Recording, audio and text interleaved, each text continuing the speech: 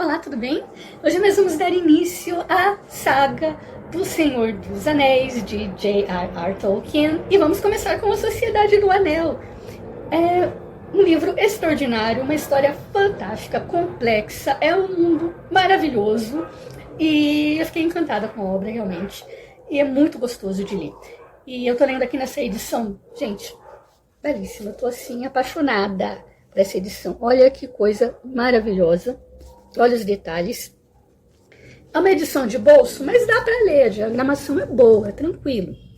E vem aqui nesse box, né? Box aqui, com toda a obra, né? Com toda a trilogia O Senhor dos Anéis e, mais ainda, O Hobbit.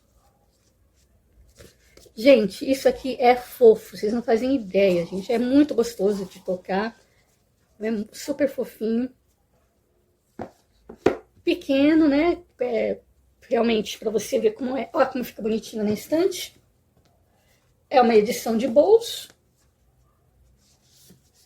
Mas é muito bonitinho. Aqui está, então, o conjunto dos livros da trilogia do Senhor dos Anéis, mais o Hobbit. Muito bonita, gente. Tô apaixonada aqui por essa edição. Super fofo, acolchoado, fofinho. E vamos falar, então, sobre o livro. Então, o objetivo aqui é simplesmente contar um pouquinho da história e das minhas impressões a respeito da obra, nada mais. Não vou assim entrar em detalhes, personagens e narrativa e contar a história toda, até porque eu também não sou nenhuma especialista, mas eu vou deixar aqui as minhas impressões e ao ler, a sensação que eu tive foi exatamente a de C.S. Lewis. Que ele tem um livro aqui muito interessante, né? O Lewis, que é o autor das Crônicas de Nárnia e tantas outras histórias. Lewis era muito, mas muito amigo mesmo do Tolkien, tanto que eles, assim, tinham muitas coisas em comum e eles escreviam e um dava uma olhada, assim, na escrita do outro para ver se estava bom, dava palpite aqui e ali. Então, assim, eles tinham uma amizade muito profunda. E Lewis era suspeito para falar, logicamente, do Tolkien, mas olha o que ele fala a respeito aqui do Senhor dos Anéis, neste livro aqui, sobre histórias, onde ele vai falar sobre diversas obras, vai fazer a sua análise ali de diversos autores, George Orwell, enfim, ele vai falar sobre muitas obras aí, né, e vai fazer uma crítica aí a respeito de várias obras e autores do seu tempo. Então ele vai falar sobre o Senhor dos Anéis e olha o que ele diz. Nada parecido com ele foi feito antes, não é? E isso já é algo, né, fantástico, né? Nada como isso foi feito antes. Ou seja, Tolkien já vai daí. A importância da obra de Tolkien, a importância do Senhor dos Anéis já começa daí. Nada parecido foi feito antes. Ele foi um pioneiro, ele criou um mundo, um universo, fez tantas coisas num livro, em uma obra, e que tudo que veio daí, com certeza, bebeu muito dessa fonte, não é? É por isso que hoje nós temos obras aí grandiosas, como Harry Potter e tantas outras coisas, né, do gênero. Tudo veio a partir daí. E olha só o que ele vai dizer sobre a obra. Não satisfeito em criar a sua própria história, ele cria com uma prodigialidade quase insolente o mundo inteiro em que ela transcorre com sua teologia própria, com seus mitos, geografia, história, paleografia, línguas, gente, ele criou uma língua, e ordens de seres, todo tipo de ser. Um mundo repleto de incontáveis criaturas estranhas. Os nomes, por si só, são um banquete. Quer sejam valentes e majestosos, ou não, né? Todos os nomes, seja dos vilões ou dos mocinhos, os nomes, né, já chamam a atenção. A criatividade para criar os nomes dos personagens, né? Olha lá, por si só são um banquete, quer sejam do aromático e tranquilo interior, Grancava, Quarta Sul, valentes e majestosos, né, como Boromir, Faramir, Elendil, repugnantes, como o Sméagol, que também é Gollum, ou de franzir o senho com a força maligna de Barad-dûr ou Gorgoroth, ainda melhor, Lothlórien, Gilfroniel, Galadriel, quando eles encarnam aquela beleza élfica penetrante e elevada da qual nenhum outro escritor de prosa capturou tanto. Então, é isso, né? É essa impressão que eu tive. É algo grandioso, simplesmente isso. É algo grandioso, muito bem escrito, muito bem trabalhado, muito bem elaborado e de uma importância cultural e histórica sem tamanho. Outra coisa que ele vai dizer aqui é que essa obra, não necessariamente, você, apesar de ter elementos e alegorias, não é esse o objetivo. Olha o que ele vai dizer aqui. O que mostra que estamos lendo um mito e não uma alegoria é que não há indicações para uma aplicação especificamente teológica, política ou psicológica. O mito aponta para cada leitor, para o reino em que ele mora na maior parte do tempo. É uma chave mestra. Use-a na porta que você quiser. E há outros temas em A Sociedade, né? Sociedade do Anel, igualmente sérios. É por isso que não há deixas sobre escapismo ou nostalgia e nenhuma desconfiança de mundos privados e por aí vai, né?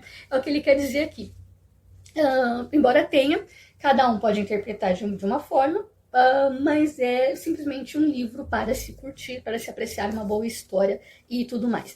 Até nisso, Tolkien realmente foi muito sensível, colocar temas até profundos, mas de uma forma tranquila, de uma forma simples, que vai tocar corações e que vai emocionar e vai produzir todo tipo de sensação, né? Porque é uma história que produz todo tipo de sensação, né? Tem ação, tem aventura, você vai amar uns personagens e odiar outros, enfim, é esse o intuito dessa obra, provocar emoções e conteúdos, né, ali que você pode aprender, pode pegar para você, mas assim, são essas emoções que te fazem se apegar aos personagens e embarcar na história, e emergir na história, são essas sensações que a narrativa provoca, é que tornam os personagens reais, né, para você. Isso é muito bom e muito interessante, esse comentário aqui do Lewis, e foi o que eu senti. Bom, vamos direto à história?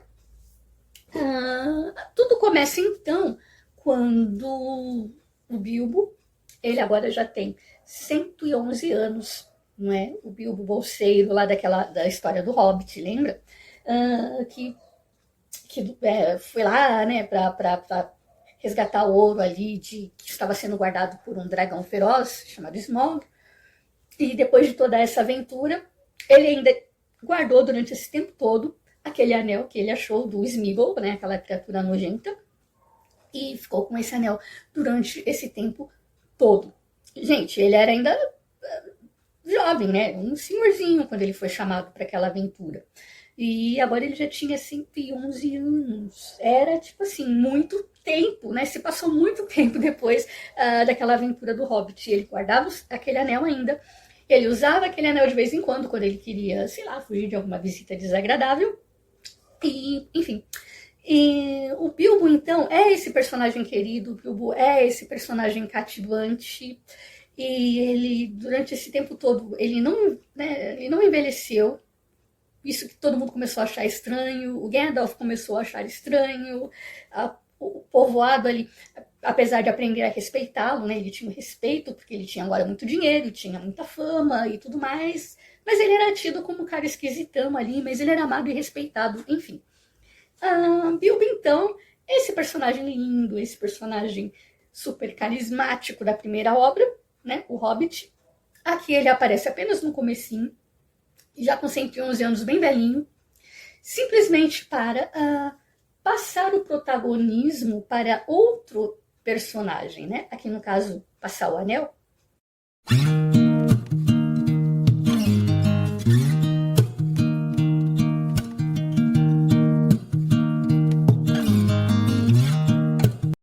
Enfim, Bilbo, então, ele tem essa missão aí de passar esse protagonismo para um outro personagem. O que vai acontecer aqui?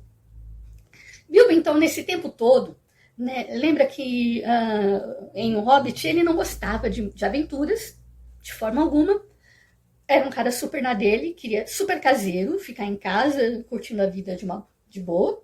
E só que com o passar do tempo, passou tanto tempo e ele, assim, depois daquela aventura, ele nunca mais foi o mesmo.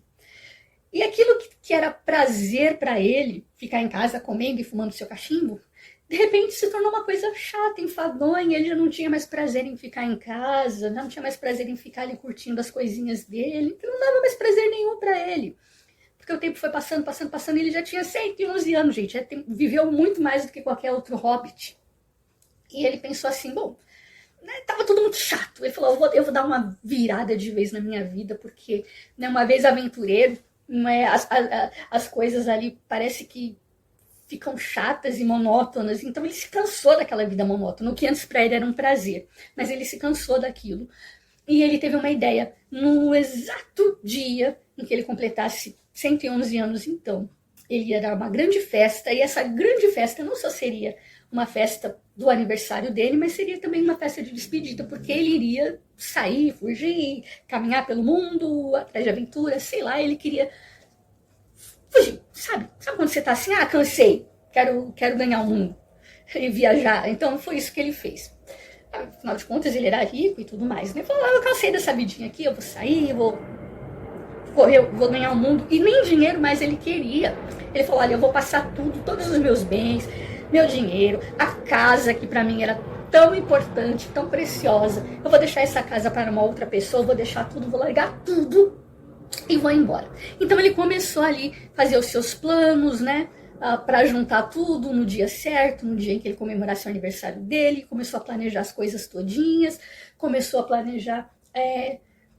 ele, inclusive, adotou um sobrinho dele, que era muito querido, muito especial, que é Frodo, sobrinho não, primo, se eu não me engano, era primo dele.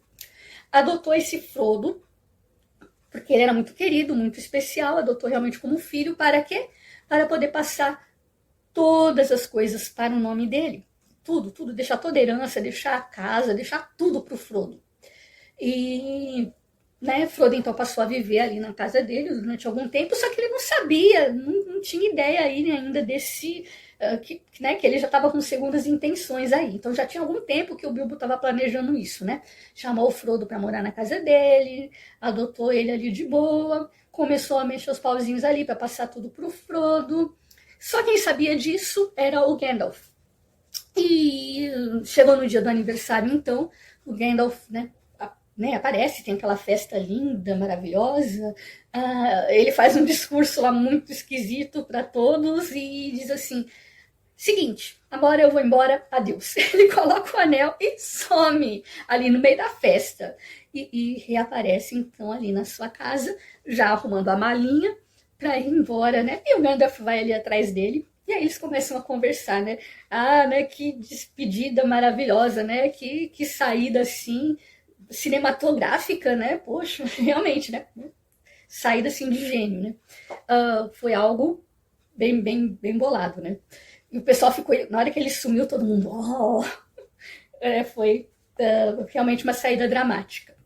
E aí o Gandalf vai então conversar com ele. Você tem certeza? Você vai mesmo fazer isso? Você vai adiante com esse plano? Você vai mesmo embora? Vou. Agora. Tô indo. Arrumando a malinha dele. E você vai deixar tudo pro Frodo? Vou.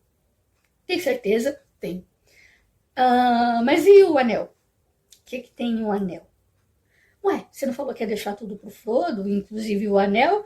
Sim, eu falei, mas por que você tá tão interessado nesse anel? O que você... você tá muito, né, bisbilhoteiro. É meu precioso. O que tem a ver? Se eu quiser, eu deixo. Se eu não quiser, eu levo. É meu precioso. O anel é meu. E aí ele começou a ficar diferente, bem diferente. E o Gandalf percebeu isso. Meu precioso, tá estranho isso aí. E na base assim da calma, com toda a calma, o Gandalf, né, acalmou ali o... Não, eu não vou te fazer mal, calma, Bilbo, eu não quero roubar nada seu, eu não quero te fazer mal, eu não tenho nenhum interesse. Ele disse, não, só porque você falou que ia deixar também para o Frodo, né? Você não falou que ia deixar tudo? Você não falou que ia deixar um anel pro Frodo e tudo mais? É verdade. E aí, então, com calma, né, ele convence, não, faça, é o melhor para você e tal. Mas o Gandalf já estava desconfiado de que tinha uma coisa muito estranha e tinha relação com esse anel e tinha relação com o fato também de ele não envelhecer e ainda tá todo cheio de vigor. Alguma coisa estava estranha, tinha a ver com aquele anel. E agora que o Bilbo ia embora, ele ia descobrir isso. Pois foi quando o Bilbo então foi embora, né? Bom, ele vai estar salvo, ele vai estar longe daquele anel, conseguir e tal, né? Esse anel, na verdade, não teve tanto efeito nele, porque, na verdade, ele tem um bom coração, né? Ele tinha um coração desprendido e tudo mais. Não teve, né? Não agravou, não comeu tanto, digamos assim, o cérebro dele, né? Mas você viu que só na hora em que o Gandalf mencionou o anel, ele já ficou todo revoltado. Não é meu, o que é que você quer? Por que que você está falando do anel? Né? Enfim, e por aí vai. Terminou a festa então, né, ele tinha sumido, cadê o Bilbo? Né, terminou a festa e ficou por isso mesmo. Frodo então herdou a casa, ficou com a casa. Gandalf diz então, olha Frodo, eu vou dar uma saidinha, não sei quando é que eu volto, mas só me promete uma coisa, fica aqui, não sai daqui e não coloque esse anel no dedo por nada nesse mundo, né? Tipo, guarde esse anel, deixa ele aí escondidinho, mas fica longe dele, tá? O Gandalf falou, eu acredito que você vai ficar bem, eu acredito que nada vai acontecer, né? Mas fica longe desse anel aí. E Gandalf então subiu, foi embora. Um dia ele volta e diz pra Frodo, olha Frodo, vai embora, você precisa ir embora agora, imediatamente, porque o inimigo está atrás de você. Só que nisso antes, né, o Gandalf vai ter uma conversa muito séria com o Frodo, vai dizer, olha, eu desconfio que esse anel é o anel, ou um anel, e aí ele vai contar toda a história. Resumindo a história para vocês, é o seguinte, depois da criação do mundo, isso há muito tempo atrás, da criação do mundo e dos povos e tudo mais, um grupo ali de ourives, extremamente talentosos, liderados por um artífice ali especificamente, que era, né, o melhor maioral de todos, mais, né, inteligente, o mais habilidoso, né, com esse tipo de trabalho manual e de forjar realmente metais preciosos. Ele teve uma ideia a partir de algo muito especial, era um segredo que só ele sabia, forjar alguns anéis, mas não eram anéis, não era qualquer tipo de anel, eram anéis de poder, que tinham como objetivo, no princípio tinha um objetivo do bem, era para o bem, para ter a ordem, né, entre os povos, a harmonia entre os povos, para que os povos se protegessem, se ajudassem mutuamente e tudo mais. Era para garantir a harmonia entre os povos de uma forma geral. A intenção era boa. Então foram forjados aí alguns anéis. Só que no meio dessa equipe aí, né, que estavam forjando os anéis, no meio dessa turma aí, entrou um cara malvadão aí, que era um deus caído, um anjo caído, chamado Sauron. Só que ele entrou lá disfarçado, no meio daquele povo todo. Ou seja, ele estava lá, ele viu esses anéis serem forjados e criados, ele sabia o segredo daqueles anéis, ele viu o segredo dos anéis, participou de tudo aquilo, inclusive. Já foi colocando ali no meio daquilo lá uma pitadinha do poder do mal dele ali. E ele viu tudo aquilo. Ele estava lá escondido. E depois que esses anéis então foram forjados, ele voltou para a fortaleza do mal dele e forjou numa montanha lá específica, num fogo específico, um anel. Especificamente um, que iria governar todos os outros, iria ativar o poder do mal em todos os outros anéis, que em princípio foram criados para o bem. Qual que era a ideia dele? Esses anéis seriam distribuídos para os povos, veja bem aqui. 3 anéis para os élficos reis sobre o céu, ou seja, 3 anéis para os elfos ali, né? 7 para os anãos em recinto rochoso. 9 para os homens, tinha homem também representado ali, que a morte escolheu. 1 para o Senhor Sombrio, no espaldar tenebroso na terra de Mordor, onde a sombra desceu, 1 anel que a todos rege, 1 anel para achá-los, 1 anel que a todos traz, para na escuridão atá-los, na terra de Mordor, onde a sombra desceu. Então, veja bem, E essa profecia aqui, né, foi ao longo dos anos aí, as pessoas sabiam disso, dessa profecia, né, de que haviam 3 anéis, que alguns anéis mágicos foram distribuídos e essa coisa toda.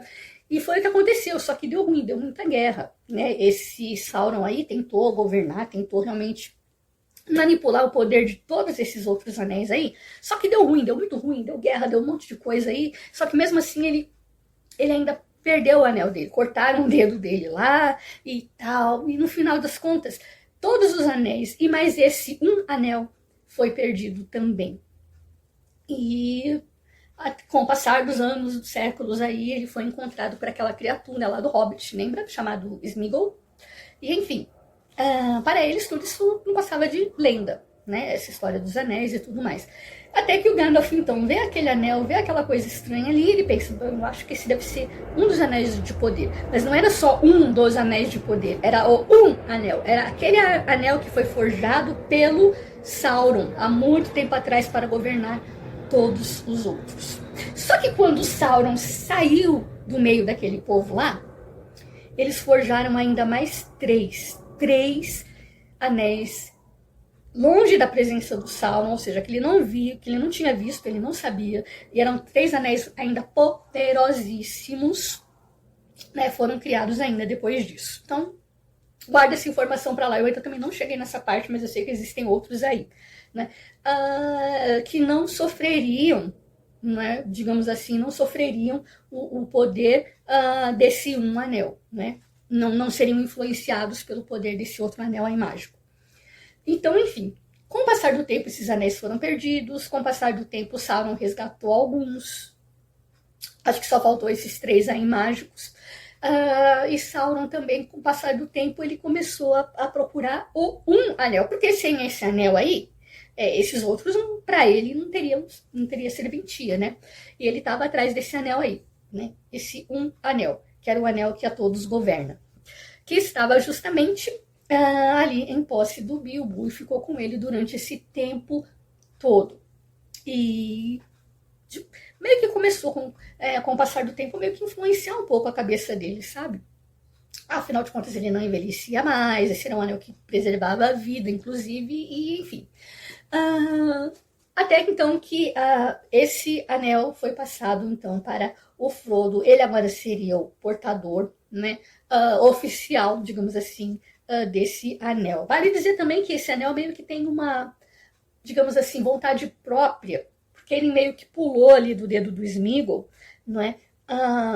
Para que, no exato momento em que o Bilbo estava lá, para que o Bilbo pudesse encontrá-lo. Então, assim, o Sauron estava atrás do anel e o anel meio que também querendo voltar para casa, querendo voltar para o seu dono, mais ou menos isso, sabe? Então, assim, esse anel tinha também mais ou menos vontade própria, ele obedecia mais ou menos assim a quem ele queria. Tudo isso para poder voltar para o seu dono, né, original. Mas, enfim, então, o Frodo agora estava de posse desse anel. Então o Gandalf explicou para ele tudo isso. Agora você está numa enrascada, porque sabe o que aconteceu? Sabe o que eu descobri nesse tempo que eu estive fora, Frodo?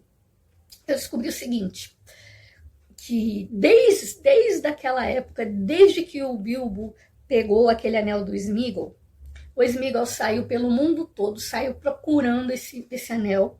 É lógico que o Sméagol estava doido atrás do anel precioso dele, né? Sméagol saiu procurando, isso gerou suspeita, as pessoas começaram a desconfiar, as pessoas descobriram que o Sméagol estava percorrendo todos os lugares procurando esse anel, e isso chegou também aos ouvidos de quem? Do Malvadão. E agora, o Sméagol está atrás desse anel, o Malvadão está atrás desse anel, ou seja, você corre perigo, porque esse anel agora está com você. Não, mas por quê? Porque fica você, pelo amor de Deus, não, como é que eu fui me meter nessa? Eu não quero, fica você com esse anel, por favor. Não me tente, né, falou o Gandalf, porque a gente não sabe o que esse anel pode fazer comigo, imagina só o poder que eu tenho, né, se eu for corrompido por esse anel, né, vai dar muito ruim. Não posso e não me tente. É você foi o escolhido, você é que precisa tomar posse desse anel e você está correndo perigo. enquanto você, né, estiver aqui. Então você vai sair numa jornada, vai embora. O que eu preciso fazer? Diga de uma vez. Bom, o que você tem que fazer, Frodo, é destruir esse anel. Só que é o seguinte, não é de qualquer forma.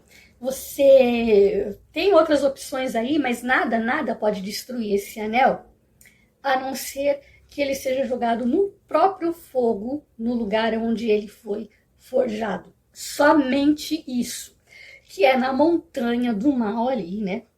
Na montanha das sombras ali, tem um nome essa montanha especificamente, é num lugar ali, na terra ali do, acho que é Mordor, chama Mordor, bem ali na terra onde está o Sauron ali, né, onde ele forjou esse anel no próprio fogo, você vai lançar esse anel e aí então ele vai ser destruído.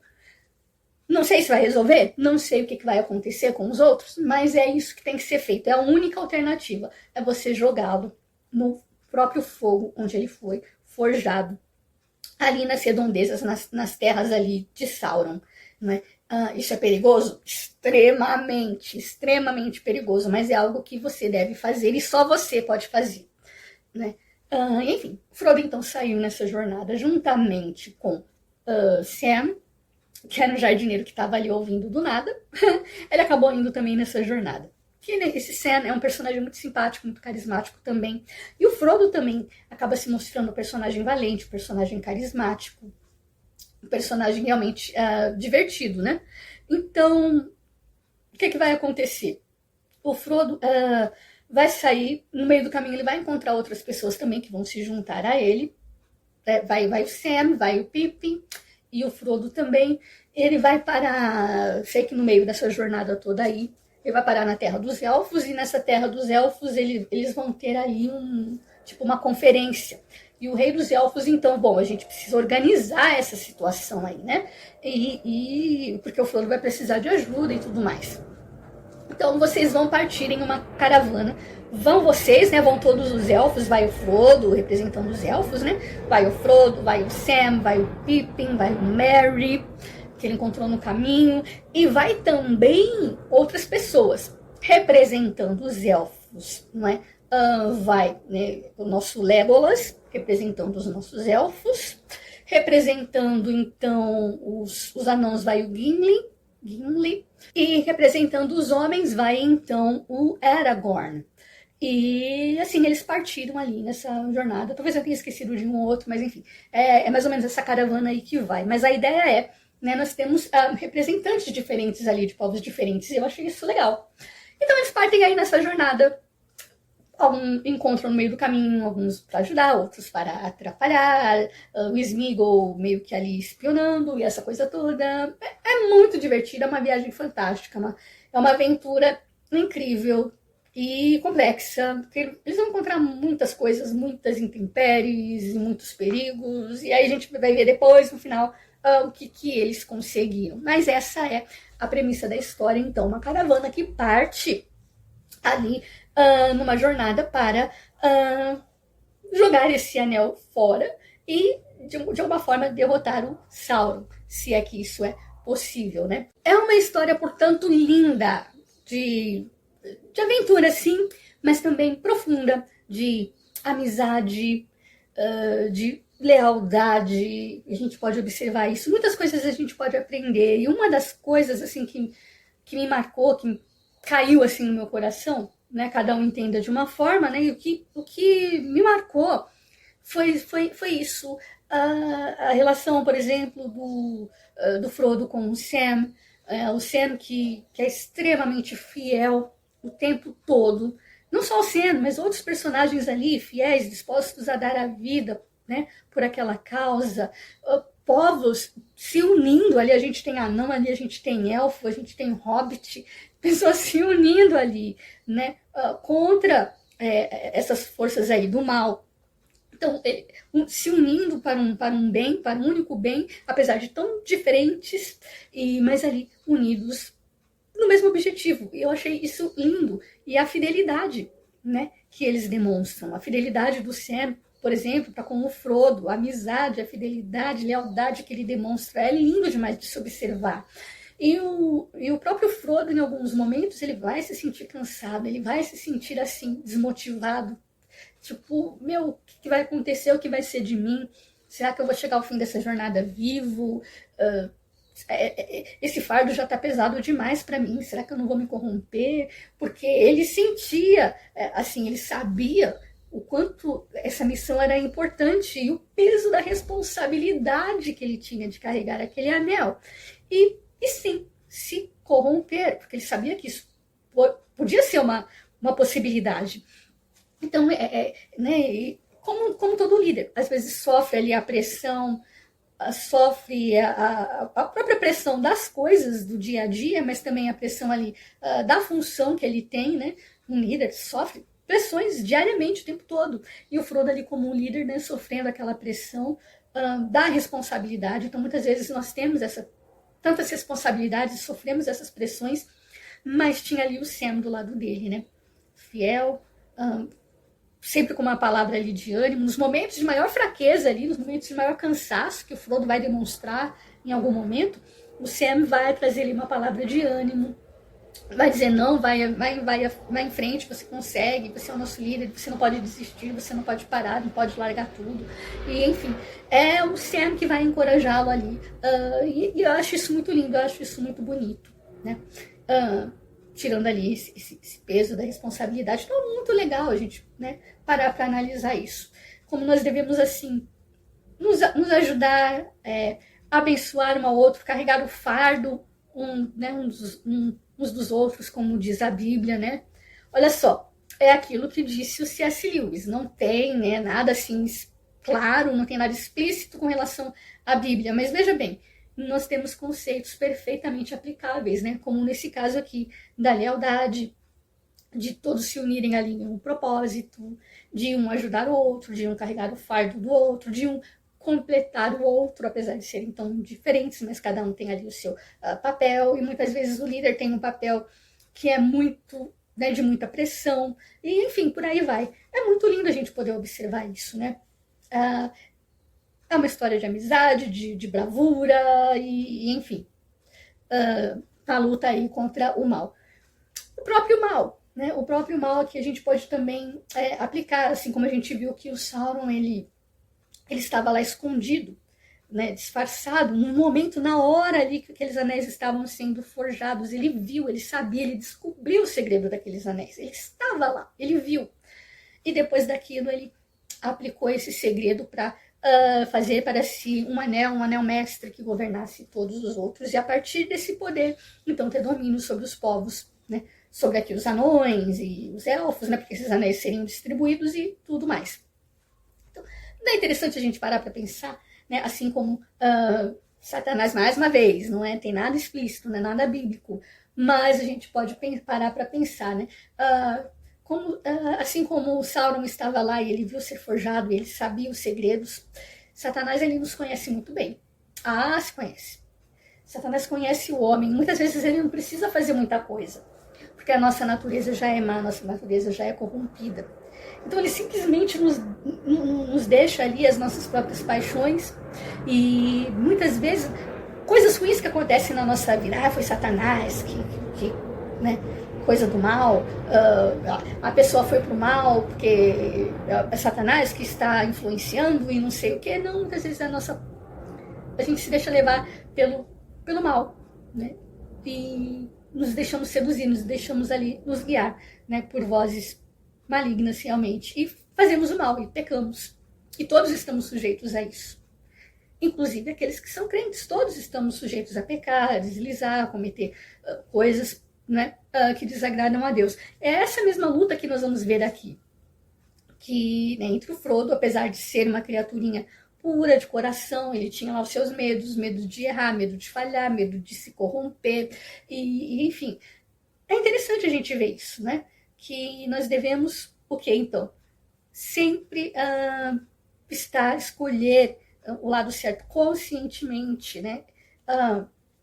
Controlar, digamos assim, né? As nossas emoções, os nossos pensamentos, os nossos desejos, porque o coração é mau e desesperadamente enganoso e corrupto, nosso coração, né? A Bíblia já diz isso, nosso coração é enganoso e corrupto.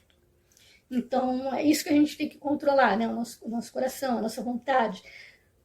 porque a vontade do homem é fazer o mal, essa que é a verdade. Então a gente parar para pensar, dominar as nossas emoções, dominar o nosso coração, e assim vai. Se tem uma coisa que essa história nos ensina, é isso, né? A dominar o nosso coração, a termos domínio de nós mesmos e não nos deixar enganar e se influenciar, se dominar, se corromper pelo mal, né? Fica aí a dica, fica aí então uma mensagenzinha aí para você também, digamos assim. Foi o que falou ao meu coração, né? O que eu pude aprender da obra para mim. E eu achei muito legal, muito interessante, com certeza, gente. Que história maravilhosa, incrível, vale a pena você ler. Simplesmente para curtir, tirando esse peso filosófico, tirando essas coisas aí, que não tem nada a ver, é simplesmente uma história para você curtir, é simplesmente uma história muito bem escrita, mas profunda, sobre uma base muito profunda realmente. Eu espero que você tenha curtido, espero que você goste e te incentivo realmente a ler, né, tanto o Hobbit quanto o Senhor dos Anéis. E né, lembrando, né, que Tolkien era um cristão, foi ele inclusive ali responsável pela conversão do próprio C.S. Lewis, né, que era amigo assim íntimo dele. E numa conversa ali, o Tolkien então apresentou ali a fé cristã de uma forma que o Lewis não podia refutar, e aquilo tocou o coração dele, e então C.S. Lewis também se converteu e se tornou um grande escritor, e enfim, fica aí a dica, O Senhor dos Anéis, esse é o primeiro, A Sociedade do Anel. Vamos dar continuidade, eu vou lendo as outras obras e vou comentando também com vocês. Espero que vocês tenham gostado, e até a próxima.